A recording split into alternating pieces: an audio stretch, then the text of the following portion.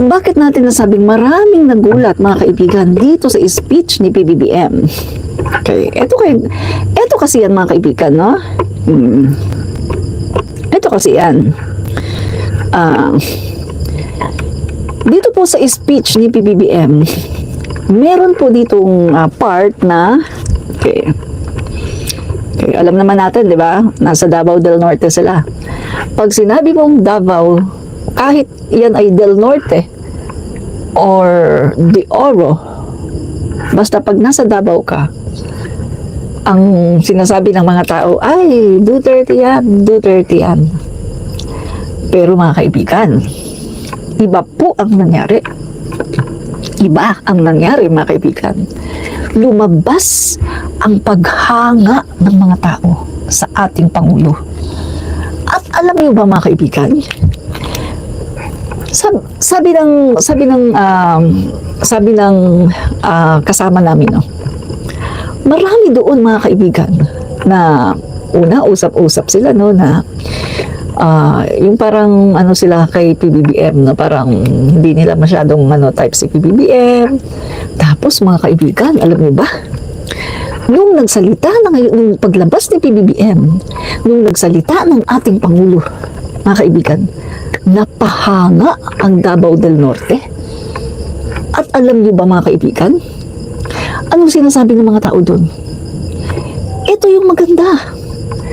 Kasi ito yung matapang. Ito yung kaya tayong ipaglaban. Tapos, mga kaibigan, nakikinig sila sa sinasabi ni PBBM. Alam niyo ba ang sinasabi ng mga tao doon? Ito ang dapat nating iboto. Itong alyansa. Ito ang suportahan natin. Dahil kitang-kita nila, mga kaibigan, nang pinakikilala ni PBBM yung alyansa senatorial bet. Guys, kitang-kita ng mga tao na karapat dapat na iboto. Na mayroong mga magagandang mga credentials na kapag sila ay nasa Senado na hindi na sila mangangapa. Pero alam niyo ba, mga kaibigan, kung ano talaga yung bagay na yung mga tao dun napahanga ng gusto kay PBBM. At maging yung medyo alanganin kasi medyo naniniwala sa mga sabi-sabi ng mga DD sheets. Guys, that time, mga kaibigan, nagbago ng pananaw sa ating Pangulo. At nasabi nila sa sarili nila, ay, mali naman pala yung mga naririnig natin. Hindi naman pala ganun si PBBM, hindi naman pala ganun si Pangulong Marcos. Napakabuti naman pala ni Pangulong Marcos. At mga kaibigan, dumalaw pa si PBBM, mga kaibigan, doon sa may kasama yung mga DSWD. Tinitingnan yung mga tao doon, kung kamusta na ba, ano na bang nangyayari sa kanila, kung kamusta na ba yung mga trabaho, kung nakakapag-produce pa ng mga trabaho, kung kamusta na ba yung pangkabuhayan nila. Guys, alam niyo ba, marami doon na dati ay medyo nag-aalangan kay PBBM at medyo naniniwala sa mga Duterte. Pero nung dumating si PBBM at nakita nila kung paano ang ating Pangulo, o mga kaibigan, sabi nila, ay, fake news lang pala ang sinasabi ng mga DD sheets. Fake news lang pala ang sinasabi. Hindi DD sheets ang pagkasabi, DDS. DD sheets lang kasi tawag ko eh. Fake news pala ang sinasabi ng mga maka-Duterte. Na ganito daw ang Pangulo, na matapobre daw, na bangag daw. Anong sabi nila, mga guys? Isa itsura pa lang ng Pangulo natin. Hindi naman, tingnan mo naman, napakabuti, napakabait, napakaganda naman ng itsura. Hindi naman mukhang bangag, fresh na fresh. Oh. Mga guys, hindi ko kayo binubula, totoo ito. Ang mga taga Davao del Norte ay napahanga sa ating Pangulo. At alam niyo ba yung hinangaan talaga ng Davao del Norte? Ang sabi nila, guys, ang katapangan ng ating Pangulo. Alam niyo ba, mga kaibigan, na hindi ini-expect na ang Pangulo natin ay magsasalita ng ganito dahil nasa Davao siya. Ito ha, mga kaibigan ha. Ito yung speech ng Pangulo sa Davao del Norte.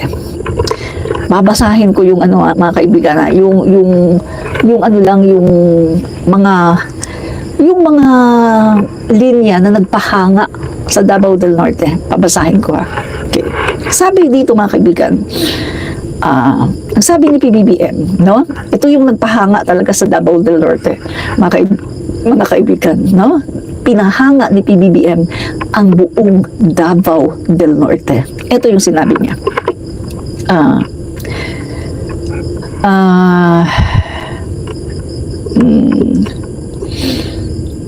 Ito ang nagpahanga, guys, sa Davao del Norte.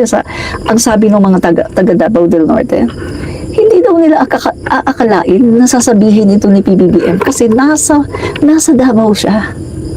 Na kung titingnan natin, nasa baluarte siya ng Duterte. Kahit ba sabihin na Del Norte yon, pero Davao pa rin yun. Carmen. At alam naman natin mga kaibigan, si amigo ng bayan, nanggaling sa Carmen, sumakay siya ng bus, papuntang Davao City. At doon sa bus, hindi pa nakakarating ng Davao City, Chugi.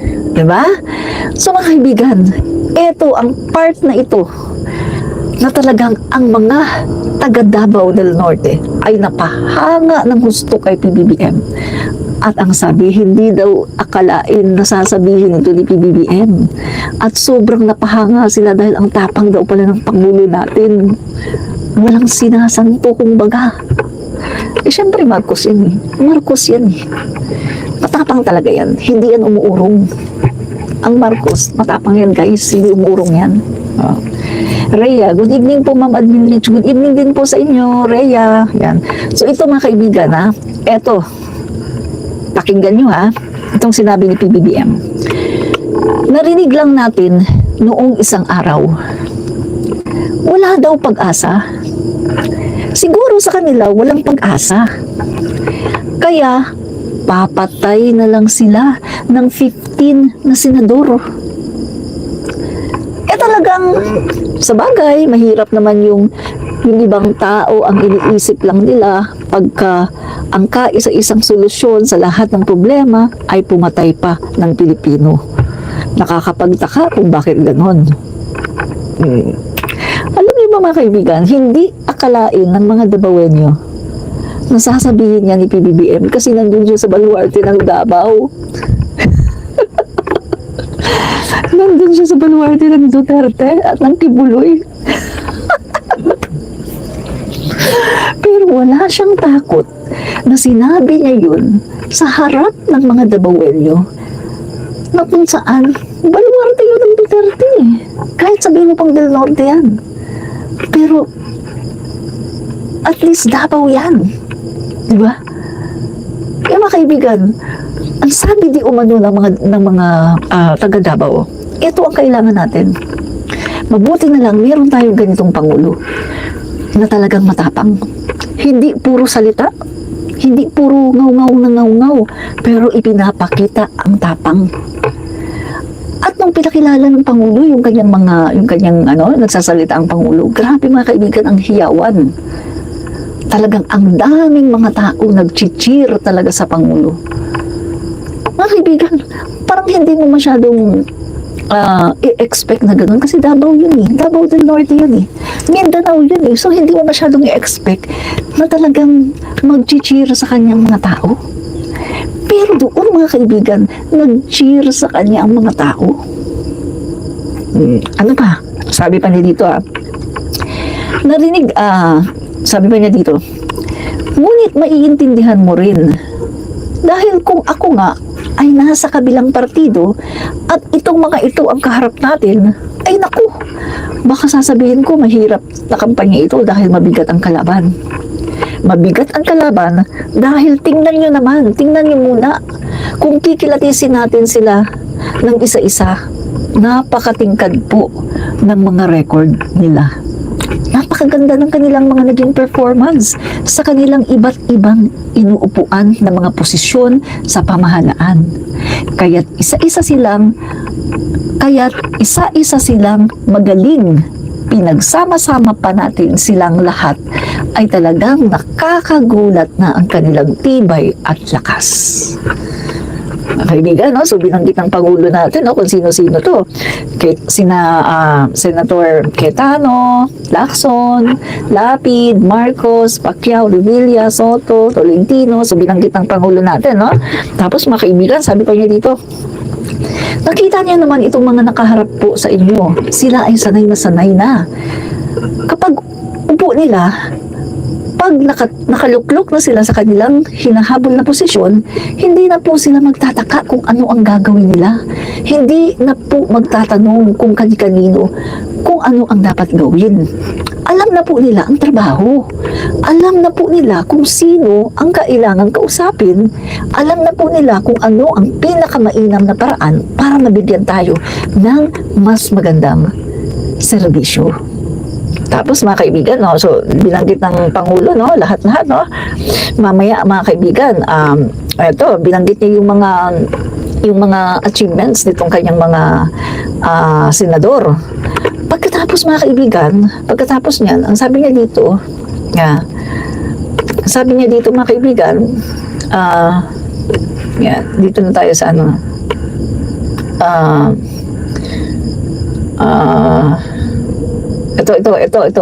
ito mga kaibigan, talagang nung narinig ito ng mga Dabawenyo, sabi nila, oo nga ano, mga kaibigan, maraming nakarealize ng mga Dabawenyo na, oo nga ano, babalik pa ba tayo sa nakaraan na kung saan siga-siga ang mga Duterte?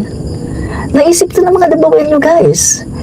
Naisip nila, oo nga ano, babalik pa ba tayo sa nakaraan na kung saan yung pamilyang yan ay nagsisiga-siga dito at ichuchugi kung sino ang magustuhang ichugi. Mga kaibigan, no? Itong sabi ng Pangulo, kaya makita mo,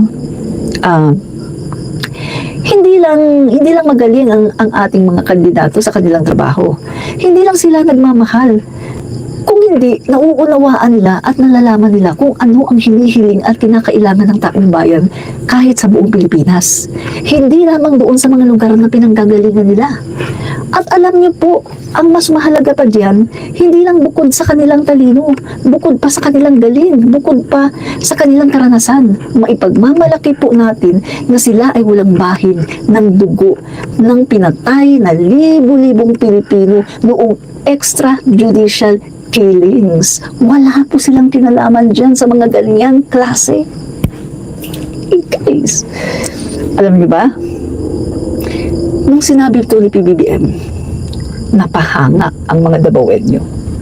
Kasi napatunayan nila, ay, matapang pala talaga si Pangulong Marcos. Nandito siya sa baluarte ni Duterte, pero nakapagsalita siya ng ganun. Alam niyo mga kaibigan, madami sa mga taga Davao sa lugar na yun, ang during that time mga kaibigan, nag-cheer sa ating Pangulo. BBM! BBM! Although merong isang naligaw na vlogger yata o yun kasi may hawak-hawak ng gano'n. Nag-iisa lang siya. Sumisigaw siya ng Duterte. Nag-iisa lang siya. Hindi na siya nahiya. Ang kapal na mukha. Nag-iisa lang siya doon.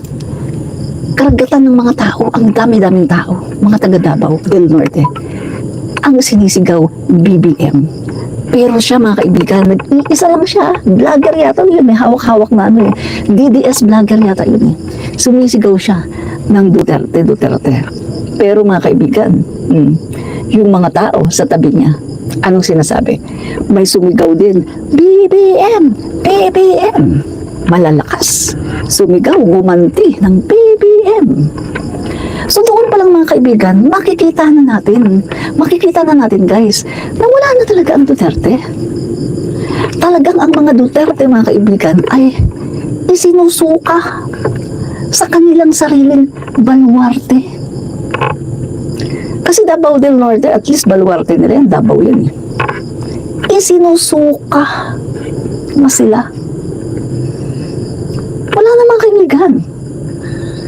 Kita nyo, nag-iisa lang yung vlogger ha.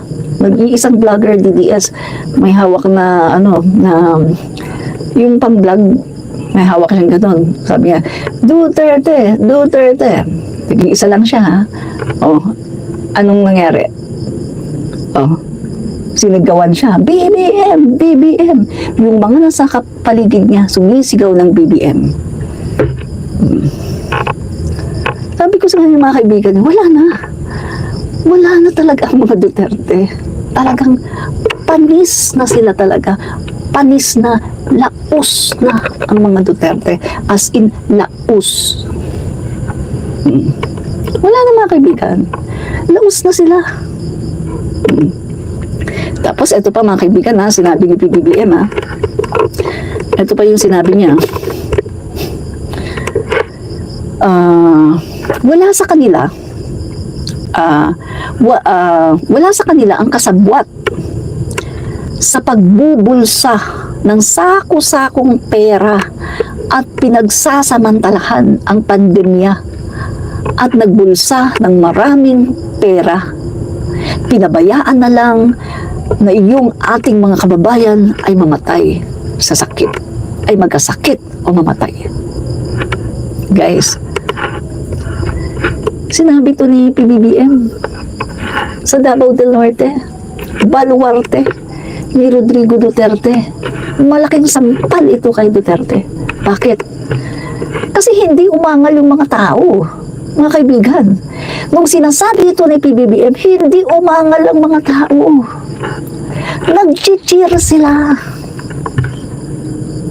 They were cheering. Mga kaibigan, nag-cheer sila kay PBBM. At sila ay tuwang-tuwa, pumapalakpak. Malaking insulto ito, mga kaibigan, kay Duterte. Sasabi ko sa inyo, wala na. Insulto ito, guys. Baluarte niya yan kahit papalo, kahit Davao del Norte yan, baluarte pa rin niya yan. Mindanao yan, malapit lang yan sa Davao City. Baluarte pa rin niya yan. Pero ito, malaking sampal sa kanyang mukha, kaliwat kanan, na nang sinabi ito ni PBBM, hindi man lang nag-react negatively ang mga tao, kundi nag-cheer pa sila kay PBBM. Meaning, ang ibig sabihin nito, naniniwala sila sa sinasabi ni PBBM. Yan ang ibig sabihin, guys, naniniwala sila sa sinasabi ni PBBM. Siguro eto na yung pagkakataon na etong mga taga-Davao ay maglalakas loob na i-express yung kanilang feelings doon sa ginawang extrajudicial killings ni Duterte. Kasi dati, mga kaibigan, wala eh. Merong atmosphere of fear na tinatawag, yung takot, na kahit ayaw nila sa ginagawa ni Duterte, wala silang magawa at hindi na sila kumikibo dahil na ayaw nila na sila ang pag-initan. But this time, mga kaibigan, lumabas ang kanilang nagpupuyos na mga damdamin, nag-cheer sila sa ating Pangulo. Makes sense, mga kaibigan? Makes sense? Malaking sampal to kay Duterte. Kasi yung sinasabi ng mga DDS, ang Davao daw, Duterte daw yan. Ito yung naratibo ng mga DDS na ang Davao daw ay Duterte. Kahit sabihin mo, kahit saan sa Davao, basta Davao, Duterte daw yan. At ang Mindanao daw, Duterte daw yan. Yan ang palaging sinasabi, kiniklaim ng mga DDS. Na basta daw Davao at basta daw Mindanao, Duterte. Ngayon, paano nyo ito mare-reconcile? How can you justify and how can you reconcile na habang sinasabi ni PBBM tungkol dito sa extrajudicial killings, tungkol dito sa sinasabi ni PBBM na wala sa kanilang kasabwat, wala po silang kinalaman dyan sa mga tungkol daw sa mga EJK, habang sinasabi ito ni PBBM, hindi man lang nag-react negatively ang taga Davao, kundi nag-cheer pa sila kay PBBM na kitang-kita mo sa kanilang mga mukha na sila ay natutuwa at naniniwala at nag-a-agree sa sinasabi ng Pangulo. So meaning to say, mga kababayan, wala na talaga ang mga Duterte. isinusuka na talaga ang mga Duterte.